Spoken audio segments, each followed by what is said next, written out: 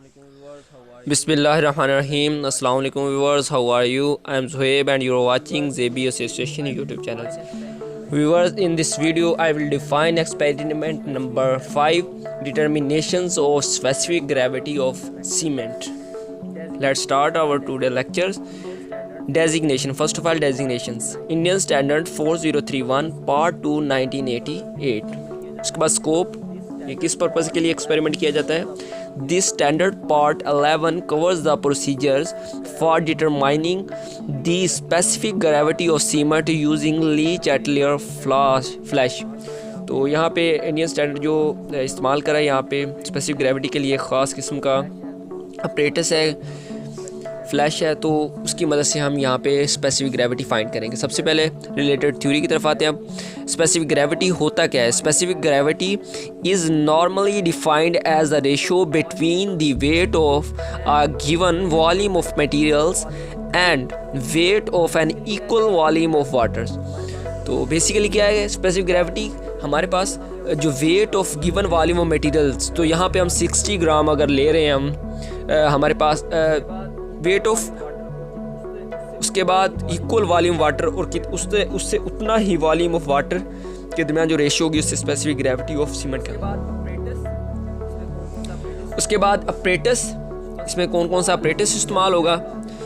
First of all ली-चाटलियर flash, तो यहाँ पे आपको नज़र आ रही होगी ये वाली, तो ये मोल्ड इस्तेमाल होगा यहाँ पे. उसके बाद जो सेकंड मोल्ड इस्तेमाल होगा, सेकंड वाला होता है गेजिंग ट्रॉवल. तो गेजिंग ट्रॉवल इस तरह की होती है. मेयरिंग सिलेंडर आपको नज़र आ रहा है यहाँ पे. वेइंग बैलेंस, ये भी नज़र आ रहा है आपको. वाटर बाथ, तो वाटर बाथ. उसके बाद मटेरियल्स कौन कौन सा है, वाटर, ऑर्डिनरी पोर्टलैंड सीमेंट, उसके बाद ग्रीस. तो उसके बाद प्रोसीजर की तरफ आते हैं. प्रोसीजर हम किस तरह इसको प्रोसीज करेंगे, हमारे पास किस तरह हम एक्सपेरिमेंट को परफॉर्म करेंगे. First of all dry the flask carefully and fill with kerosene और naphtha to a point on the stem between 0 and 1 ml. सबसे पहले जो फ्लास्क है, हमारा फ्लास्क है, उसको अब सबसे पहले हमने बिल्कुल ड्राई कर लेना है. उसके बाद उसको केरोसिन ऑयल से फिल करना है. कितना करना है, जो कि एक स्पेसिफिक पॉइंट तक 1 मिलीलीटर तक उसको फिल कर देना है केरोसिन ऑयल या फिर नेफ्था से. उसके बाद सेकंड जो पॉइंट है, record the level of the liquid in the flask as initial reading. उसके बाद जो रीडिंग होगी उसको हम इनिशियल रीडिंग लाइक V1 का नाम दे देंगे. उसके बाद third step, put the weighted quantity of cement about 60 gram into the flask so that level of kerosene rises is up to about 22 ml mark. Care being taken to avoid splashings and to see that cement does not adhere to the side of the above liquid.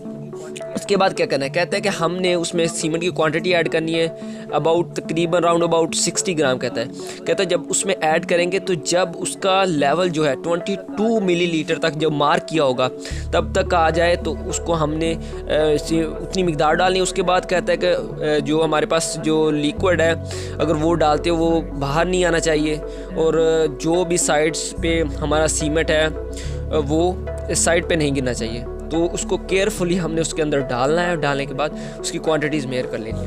उसके बाद अब जो reading हमने find करनी है वो reading V2 होगी.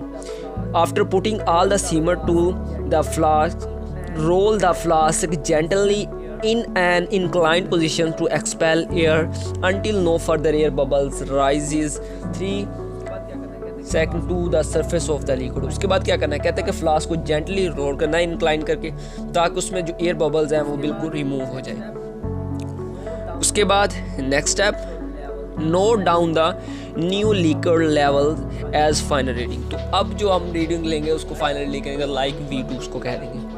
Right, V1 V2 आ गई, WV आ गई. उसके बाद अब W2 किस तरह फाइंड करें. अब कैलकुलेशन की तरफ आते हैं. कैलकुलेशन किस तरह करनी है. First of all weight of cement used in gram, W1. तो जो जितना सीमेंट उसमें इस्तेमाल होगा उसको W1 का नाम देंगे.